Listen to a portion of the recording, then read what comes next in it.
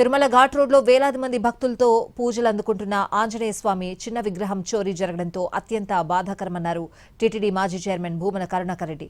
తిరుమల వెంకటేశ్వర స్వామికి క్షేత్ర పాలకుడిగా ఉన్న ఆంజనేయ స్వామి విగ్రహానికి భద్రత కల్పించకపోవడం సిగ్గుచేటన్నారు.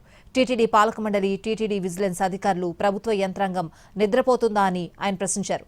విగ్రహం చోరీపై CM Chandrababu, deputy CM Pavan Kalyan సమాధానం చెప్పాలని వైసీపీ నేత భూమన కరుణాకర్ రెడ్డి డిమాండ్ చేశారు. వారి విగ్రహం నిండుగా ఇక్కడ పూజలు అందుకుంటున్నటువంటి ఈ విగ్రహం ఈ రోజున దొంగతనం పోయిన తర్వాత అక్కడ ఖాళీగా ఆ విగ్రహము లేకుండా, అది కూడా వెంకటేశ్వర స్వామి క్షేత్రపాలకుడైనటువంటి ఆంజనేయ స్వామి అత్యంత అమూల్యమైనటువంటి, ఎంతో పురాతనమైనటువంటి విగ్రహమే ఈ దుస్థితికి చేరుకున్నది అంటే ఇంతకంటే మహాఘోరము, మహా అపచారము లేనే లేదు. దీనికి ముఖ్యమంత్రి నేరుగా సమాధానం చెప్పాలి.